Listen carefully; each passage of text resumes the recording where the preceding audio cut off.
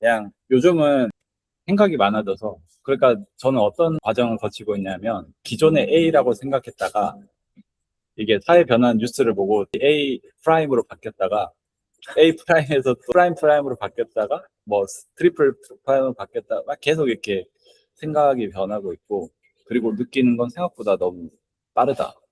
너무 빠르고 과연 감당할 수 있는 것인가. 그래서 AI 보편화가 굉장히 빠르게 일어나고 있고 뭐 아마 지금의 미디어 특징 때문에 그러겠죠. 그러니까 옛날 스마트폰이 보급이 빨랐다고 하지만 그때는 정보가 여전히 종이나 TV라는 매개체를 통했던 전파 속도가 느렸다면 지금은 새로 나오면 속도가 엄청 빠르고 AI 에이전트도 이제 그냥 보편화가 됐어요. 제가 봤을 때는. 그러니까 이제 GPT 모르는 사람 거의 없다고 봐야 되잖아요. 그러니까 다들 정말 할아버지도 이제 GPT는 아는 그런 세상이 됐는데 아마 올해 말쯤 되면 이제 에이전트를 모르는 사람이 없어질 정도로 흔해지지 않을까. 지금 우리가 쓰고 있는 여러 툴들 뭐 나와 있지만 아마 끝판왕이 하나쯤 나올 것 같아요. 되게 편하게 쓸 수 있고 뭐 컴퓨터 지식 거의 없어도 그냥 진짜 막 직관적인 인터페이스라든지 그런 걸 통해서 나올 것 같고 지금 회사들이 심려를 기울이는 게 이 에이전트 AI를 어떻게 UI, UX나 거의 말해서 파워풀한 기능을 더 넣을 수 있냐에 자기들의 R&D 파워를 다 넣는 것 같습니다. 특히 메타나 이런 데가 정말 비인간적일 정도로 추진하고 있는 제가 듣기로는 그 메타에서는 마너스를 인수했잖아요. 그러니까 마너스가 에이전트 AI 이제 대표 주자 중에 하나인데 지금 직원들이 전부 안경과 그 디텍터를 끼고 일하고 그 직원들이 키보드 두드리거나 화면에 어디를 보거나 이런 것들이 기록이 있는데요. 그러니까 그 아, 데이터를 다 모아서 사무 자동화를 하는 거죠. 소위 말해. 완전히 이거를 에이전트화 좋네요. 네, 시키겠다. 여기서 제가 드는 고민들은 그러니까 물론 이게 중요한 것 같아요. 그러니까 저도 이거를 공부하느라고 막 새로운 걸 쓰면 저는 항상 해보는 편이라 이제 하는데 그러니까 어느 순간 에이전트가 안 들어와 있는 것도 언젠가는 들어오지 않을까? 약간 이런 생각도 들고, 지금 나이스도 지금 기능을 위한 TF를 뽑았거든요. 우리가 쓰는 차세대 나이스 있잖아요. 거기 신기능 넣겠다고 TF를 뽑았어요. 그러니까 사실은 이미 뭐 엔지니어들이나 테크니션들은 지금의 에이전트화 정도는 다 알고 있는, 우리가 테스트 베드처럼 실험해보고 있는 기술들을 넣을지 말지 고민을 거기도 하고 있을 것 같아요. 되면 사실 AI DT나 뭐 모든 플랫폼에 이제 에이전트가 안 들어가면 오히려 불편하다. 뭐 이 표준이 바뀌는 게 아닌가. 그렇게 되면 사실 이제 느끼는 게 폭풍이란 말이 계속 맴돌고 있는데 지금이 만약에 AI의 발전과 AI의 영향이 미친 정도의 위치에 있나 시간의 그래프로 봤을 때 초기 단계인가 중기 단계인가 뭐 이걸 따져봤을 때 앞으로 발전할 잠재를 고려하면 아직 굉장히 초반기라 생각이 들거든요. 쌀을 쌌다고 했을 때 RPG를 쌌다 했을 때 아직 이제 탄두가 이제 막 나온 시점이에요. 탄두가 나와서 영향이 뒤로 퍼지고 폭풍이 몇 년 후에 발생할 건데 이게 몇 년 후가 될지 모르겠는데 이미 뭐 사회, 경제, 정치, 과학, 기술 모든 것이 다 변하겠죠. 그러니까 교육 당연하고 그러니까 모든 것이 다 변화. 문제는 제 삼체 운동 그 그래프를 가졌는데 마치 삼체 운동처럼 그러니까 우리가 예측하기가 너무 어려운 거예요. 이게 뭐 한 음, 가지만 변하는 게 아니라 사실은 다 맞물려 있고 뭐 삼체 운동 저도 잘 모르긴 하지만 예측할 수 없다고 하더라고요. 그러니까 이게 어 연결축이 세 개가 되는 순간 그 서로 영향을 주는 것들 때문에 예측할 수 없을 정도로 이제 우리가 교육에 대해서 뭔가를 예측하고자 하는 것이 그럴 때일수록 우리가 자꾸 이제 생각을 해봐야 되는 부분들이 교육이라는 게 없이 지금 우리는 현실을 살아야 되니까 자꾸 이제 이거에 대한 대책이라든지 선책이라든지 해결책이라든지 이런 걸 내놓고 있긴 한데 차원이 바뀌는 개념이라고 생각이 들고 바뀐 차원의 기존의 교육 방식으로 자꾸 평가하고 뭔가 이게 좋아졌다 나빠졌다라고 하는 게 맞나? 라는 생각이 들더라고요. 그러니까 2차원일 때는 맞지만 이게 3차원이 되는 순간 또 다른 얘기, 차원이 하나 올라가는 순간 다른 얘기가 되는 거고 저는 학생들이 공부 좀 안타까운 얘기인데 공부를, 만약에 제가 어린아이예요. 지금 이제 막 앞으로 앞날을 살아가야 되는데, 막 뉴스에선 이런 소식들이 들리고 있어요. AI 막 이런 소식들이 들었는데, 예전에는 공부를 열심히 하면 뭔가 사회적으로 나를 인정해주고, 내가 뭔가를 욕망을 이룰 수 있고 이러는데, 지금 열심히 공부한다. 내가 뭐 기초학력을 길러서 내가 막 수학 문제도 잘 풀고 상식도 많아서 말도 잘하고 AI보다 못하잖아요, 사실은.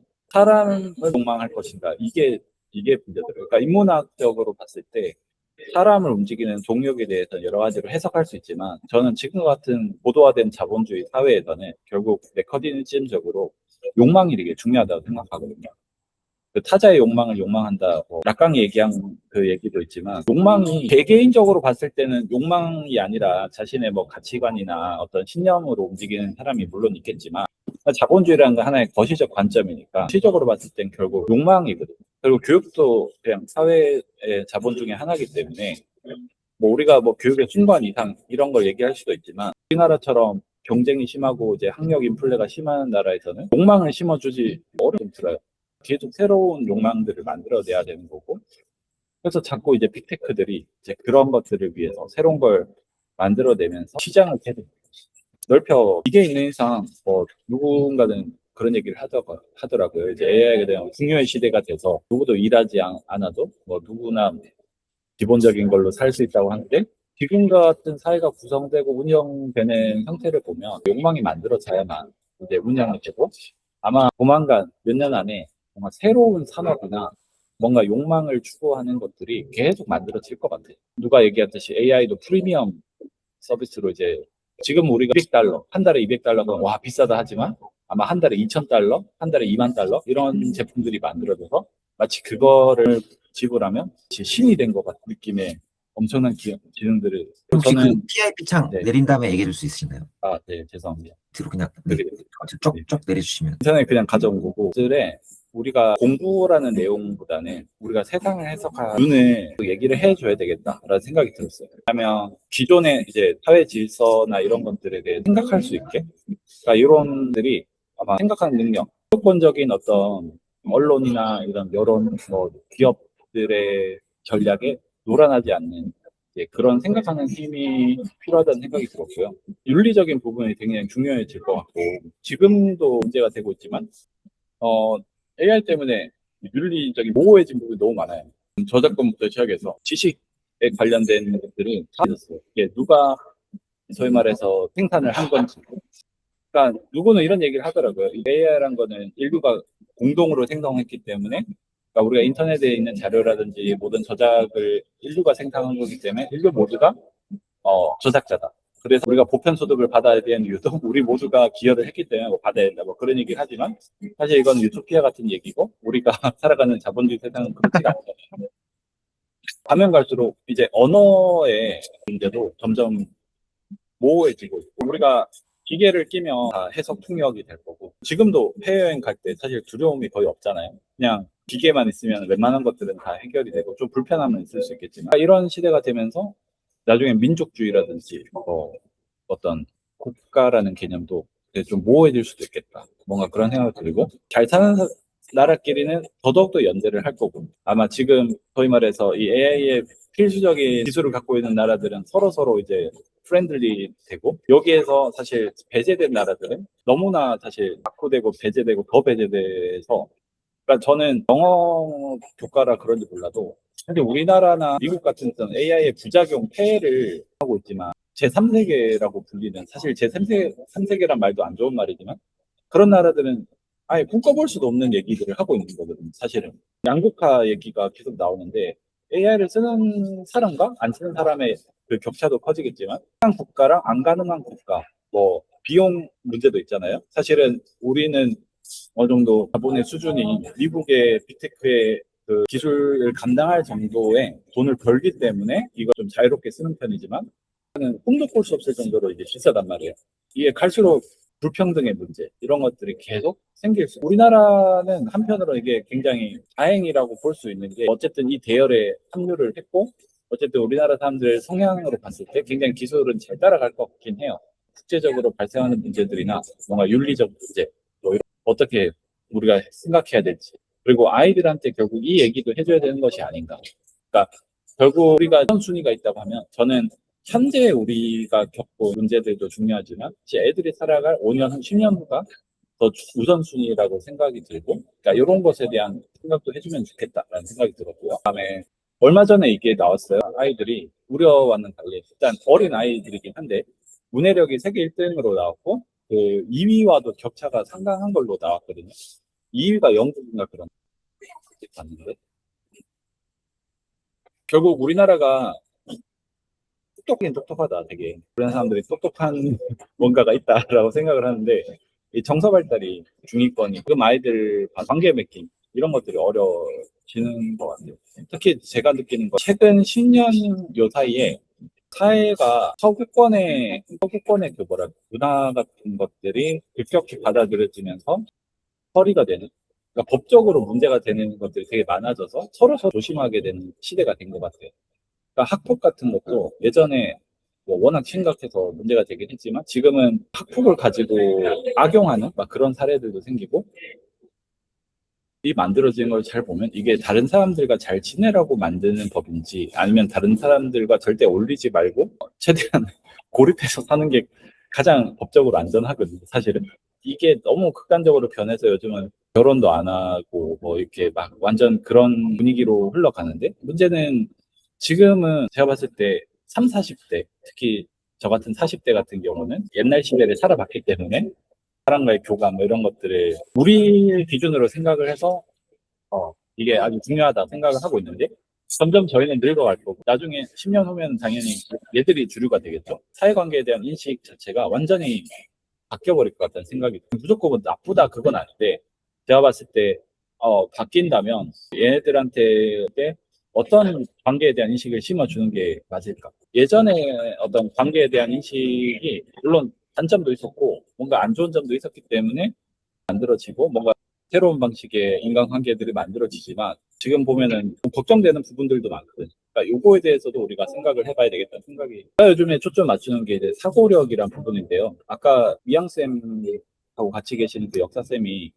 역사적 사고 그 얘기를 했는데, 역사 쪽을 독서 전공을 했다 보니까 그게 무슨 말인지 너무나 잘 알아요. 사실은 생각할 때 역사란 과목을 생각하면 역사를 잘 외우는 게 중요하다고 생각할, 역사 교과, 특히 역사 교육에서 강조하는 것은 내용이 아니라 우리가 과거에 있는 일을 가지고 어떻게 이해하고 해석하고 미래를 예측할지, 그 얘기를 하고, 우리가 역사를 배울까요? 만약에 이렇게 묻는다면 과거 일을 알아야죠? 라고 할 수 있겠죠? 그럼 과거 일을 왜 알아야 될까요? 라고 한다면 과거 일을 통해서 미래를 비춰볼 수 있는 약간 그런 얘기들을 하는데, 결국 마찬가지인 것 같아요. 그러니까 수많은 현상들과 새로운 기술들이 이렇게 나오는데, 이것들을 통해서 생각하는 방향을 길러가야 될 것 같은데, 이게 좀 애매한 부분들이 있어요. 그러니까 제가 봤을 때는 흥명평준화란 말을 썼냐면, 예전에는 아이들이 이걸 잘하거나 이걸 잘 알면 스페셜티로 인정을 받았어요. 이걸 잘하면. 근데 더 이상 그게 스페셜티가 아닌 거예요. 예를 들면 영어 같은 경우에 영어 단어를 굉장히 잘 알고 영어 어원을 굉장히 잘 알고 뭐 이런 것도 능력이죠. 통역 잘하고 번역 잘하고. 더 이상 이게 스페셜티가 아닌 거. 스페셜티냐? 그게 달라지.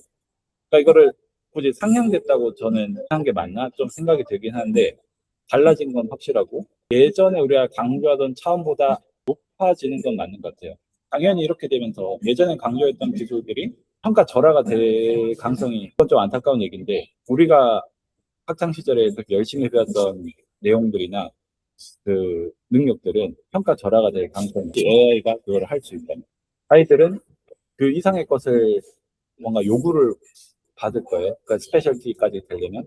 근데 이 과정에서 선생님들이 아까 지적하셨던 그 문제가 있죠. 누군가는 이 기본적인 것에 대한 이해가 돼서 이 상향 평준화가 되는데, 누군가는 기초 자체가 안 돼 있으니까 아예 이거를 못 따라가는. 문제는 이 못 따라가는 아이들한테, 그러니까 옛날 능력과 기준으로 학습 동기나 사고력을 키우는 것을 있을 것인가.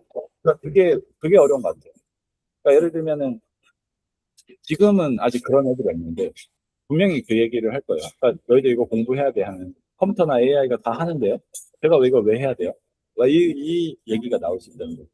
서로 우리가 이 아이들을 이끌어 가야 되는가.